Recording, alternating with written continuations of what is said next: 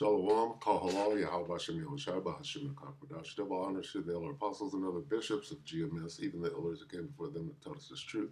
Shalom and salutations to all the brothers out pushing the word in truth and in sincerity, the hopeful elect tabernacle of David. Akwat that our lesson learned, being a pillar of rest, 144,000 and 1/3 the hopeful elect of Israel. The brother / elder, shalom and salutations to you all. This is the WW3 Daily Update. Real quick. And on the back end of things, for me, it is 4:38 p.m. And yeah, things are moving forward. Let's see. Let me just read this since it's up. The least of the flock has made their move. Jeremiah 49:20. Therefore hear the counsel of the Lord that he hath taken against Edom, and his purposes he hath purposed against the inhabitants of Teman. Surely the least of the flock shall draw them out. Surely he shall make their habitations desolate with them. They've done that, and habitations are being made desolate. So this thing is moving forward, as everyone can see. We're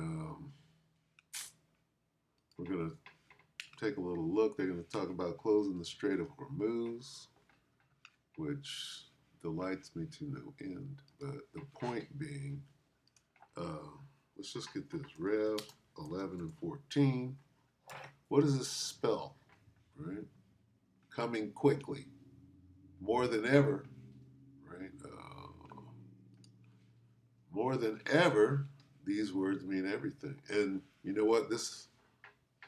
I'll get one more at the end. We'll let them talk and then I'll get one more. Revelation 11 and 14, the second woe is past, and behold, the third woe cometh very, very, very quickly. Very soon.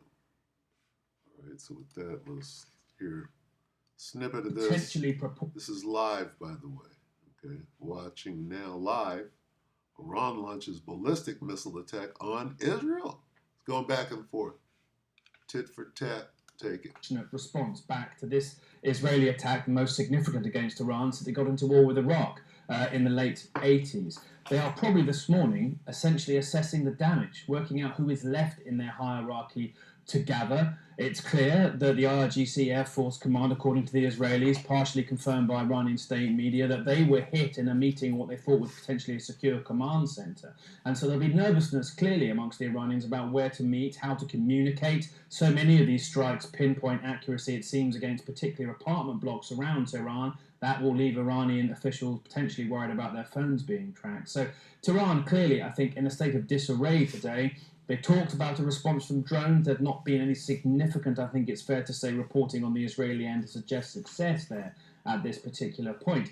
And so, yet again, I think we are seeing Israel demonstrating that they are the key military and intelligence power in the region, unrestrained by public statements from the US President Donald Trump for them not to do this, to allow diplomacy a chance. I'm sure there will be some who suggest potentially a master plan here, but ultimately, the evidence is not that Trump was somehow playing one hand and Israel another in cohesion, that instead Israel chose to act potentially ahead of diplomacy taking root on Sunday in the 6th round of talks between the United States and Iran that was scheduled in Muscat between Steve Witkoff and Iranian officials, perhaps not wanting this long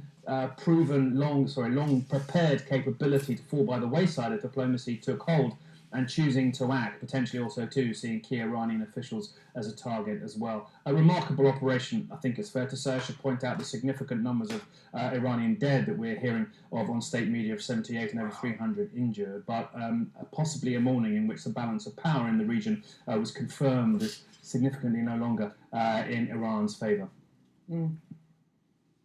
Mohammed, let me bring you in. Nick, thank you. And I want to talk about the sort of decapitation, as it were, of Iran's military command and control, and what you make of that. This reminds me of what happened back in October when Hezbollah was defanged through the operation using beepers. This is deep intelligence over months and months and months, it seems. How does Israel get a sense of where these military leaders would be so late This is overnight Iranian time. How do they ensure they are where they want them to be in order to take them out, assassinate them with the Eiffel in such Tower a back spectacular there. fashion? I just want to get your analysis of what happened here and how. I think first and foremost, what we're seeing is the wider sentiment, likely among senior Iranian officials, that they may have foreseen a war with Israel, but did not take that prospect seriously. And we saw the same exact mistake being made by Hezbollah in Lebanon. And so I think the mistakes that Hezbollah made, IRGC has made. With reference to the strikes on Iranian senior military command, many of the strikes appear to have been carried out against their residences, many of which are in, civilian apartment buildings in Tehran. So I don't think it's a rocket science to find out where people live. But other instances, such as the commander of the Air Force, what we're seeing is that apparently they gathered in an underground facility, and Israelis are saying that essentially they had watched his previous reactions to other instances of confrontation. And so, again, it's about, I think, not learning lessons, repeating same patterns, and it's been a big shock for them. But I think as the kind of dust settles and as there's damage assessment, and I can also expect there to be many more rounds of bombings inside Iran. This, to me, is just beginning.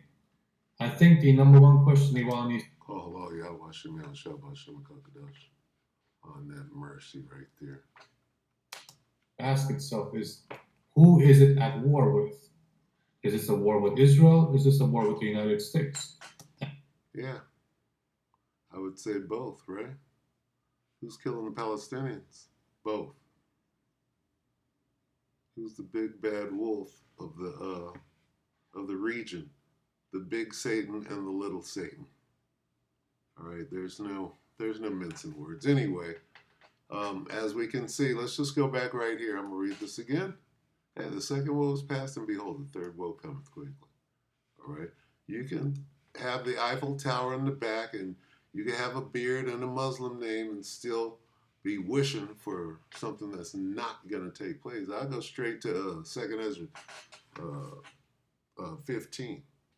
Go straight to the Carmanians, and we can seal the deal. Anyway, with that, let's just keep our eye on it, and it's gonna go tit for tat and grow more and more intense with every strike. So with that, we hope the elector edified you, brothers from Fused Sisters. Shalom.